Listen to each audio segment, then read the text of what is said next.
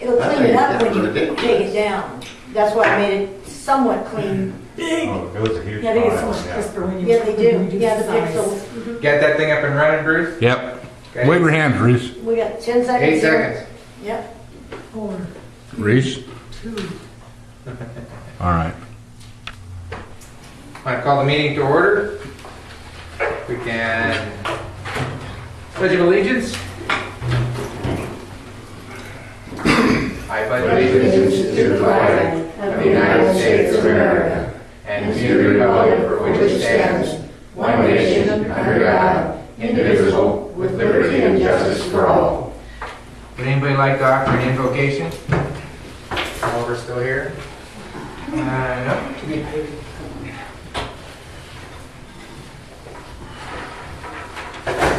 Agendas for people.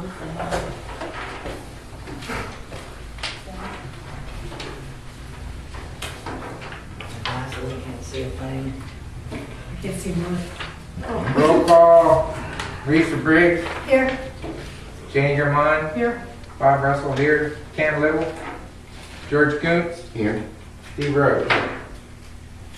Kent said he would be just a tad late. He was in the middle of a pretty big meeting and thought he'd get out of there just in time to make it here on time, so that's what we're waiting for. We'll do the minutes basically the same way we did them last time. I just noted the two items that we discussed and were approved, or not. One was approved, one was discussed. We approved paying the workers' comp bill last week just because it was on the verge of being overdue and we didn't want to get caught up in that, so we paid that. And we also informed the public of the Nooner-Davidson fee problem, so that will be addressed in its entirety hopefully on the August 14th meeting. And we'll go through all this as formality. Just so you know, Janie, that all we did is, this is the new order of business that everybody has agreed to. And so we've chosen that even at the weekly meetings, we go through this just in case something pops up that we don't know about, like that bill fee found. So that's why we're going through it as if this was a formal meeting, so we can catch those things. No old business, really no chief's report unless you got something special, Steve. The old business was a receipt for the t-shirts you guys asked me about. Oh, you found that? It's 46 t-shirts, and they came out to be an average of $12.50 a piece. Okay. The expensive ones were, we have a couple guys wearing double X's, so it takes it up to $13.50. These are $16.50. But That's not true. there was 3 of those on each of those. Okay. That's good price. Anybody have any questions? And they're beefy tees. We just couldn't find it last time. Very good. I'll put that in. Thanks for finding that. Anything else from your end of things that you might want to make us aware of? No, I've had some comments from the community about why we aren't down there helping Glendale or something. The ODF, we have a mutual aid with ODF, and the FPA covers ODF lands here, and BLM, of course, in the county. And, to be on a strike team now, it's certifications. You got to be a card-carrying wildland urban interface firefighter, which is a 1-week class, and then also card-carrying wildland fire behavior, which is another 1-week class.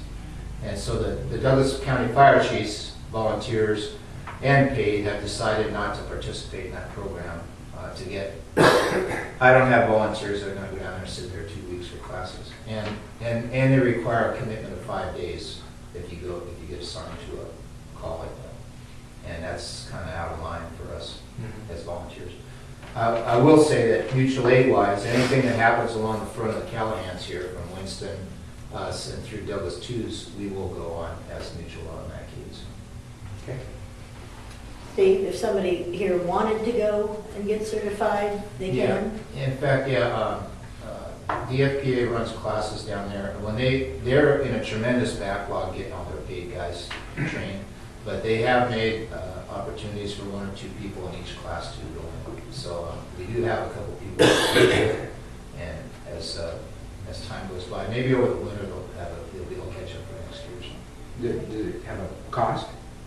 I believe for the volunteers, they're not going to be charging. I don't think we'd have any problem if there was a cost with any of it. No. But the problem is, if I was going to send an engine, I got to have 3 or 4 trained people. So we're going to 3 or 4 people. Right. One of our guys is a trained dozer operator, Rob Radley, so he's on the list. He was a dozer operator. For the wildfire fence, right? Hey, Ken.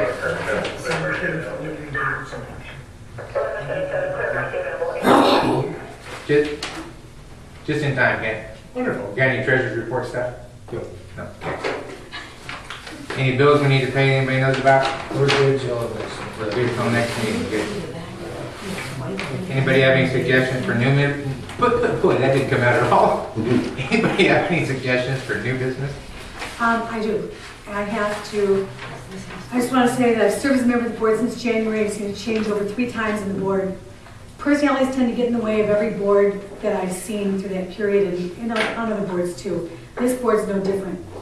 The swinging between marginalization with no contact and harassment of some of the other board members has taken a joy out of serving the community. I have a paid position, other boards and a family that can make better use of my time.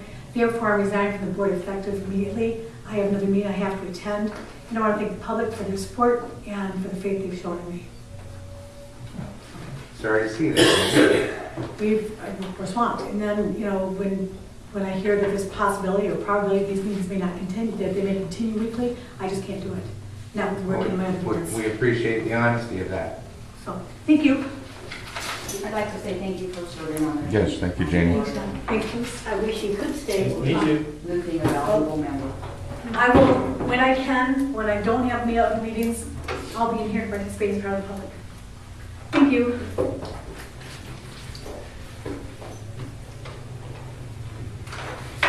Anybody have any discussion, comments on the next item? Nothing?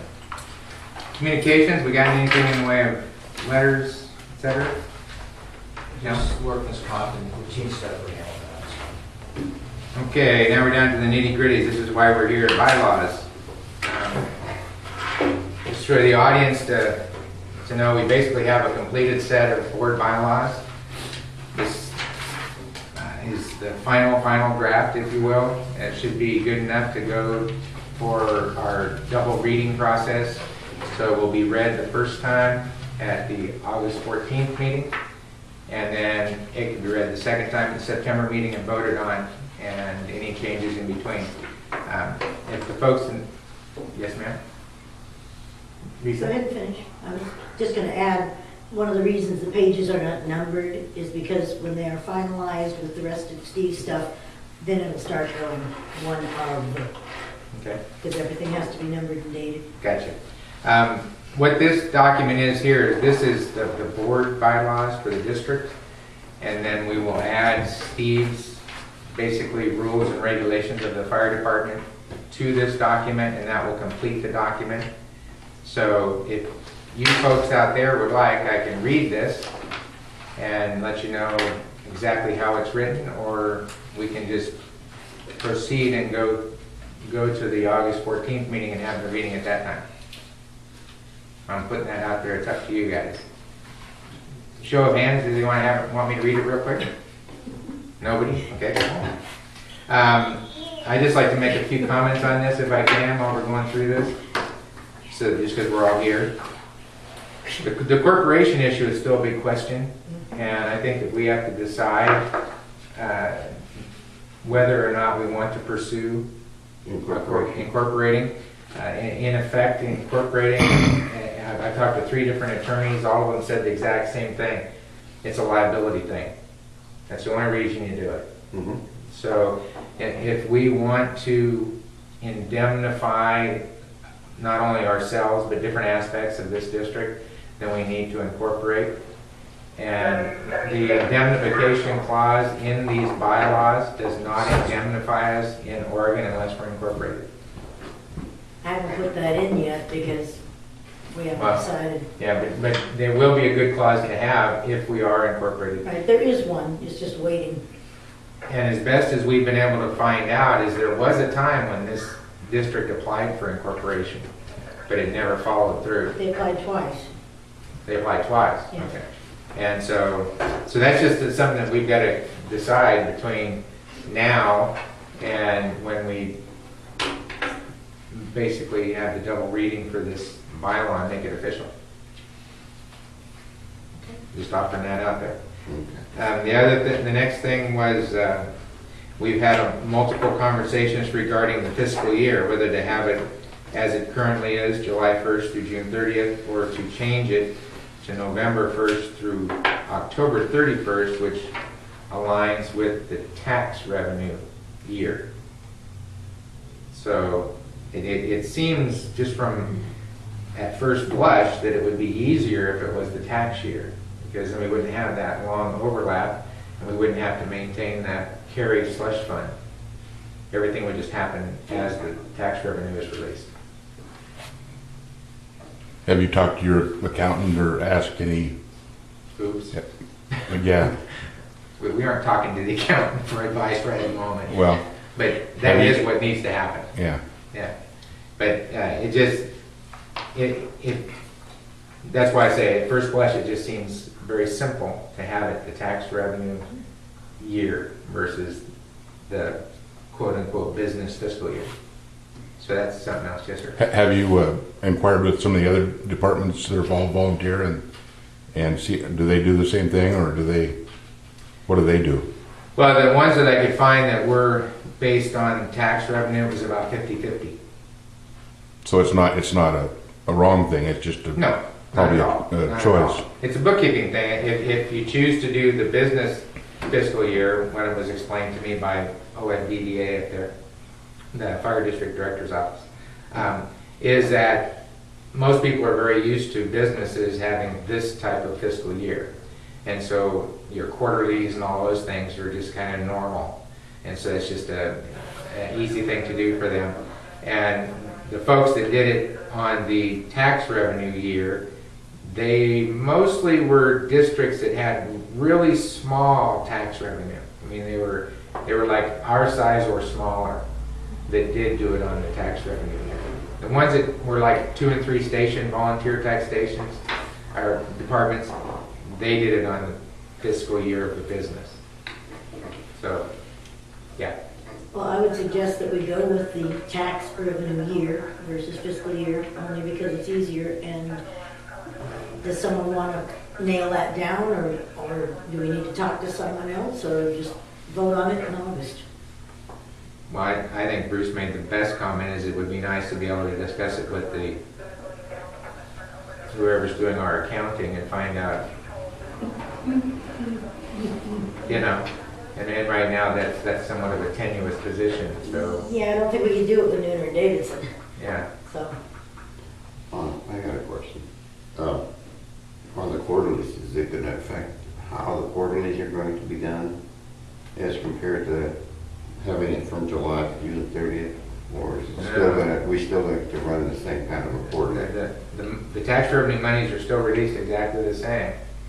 No, the quarterly that you filed with the state. We don't We file don't for file it for it. because we're not a We business. don't. No.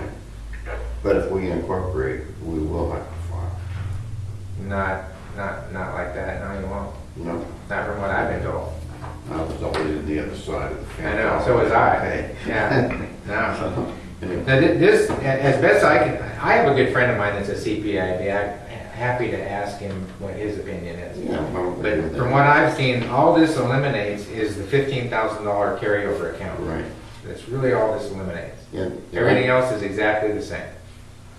And my feeling is the same as Teresa's. We would be better off going from 1 November to October 31st, because then it alleviates that overlap, you know, funding. Got any comments, Ken? No. Okay. Well, how about if I give my buddy a holler? He's been a CPA for a long time. He runs the Liberty tax offices. And I just He's not out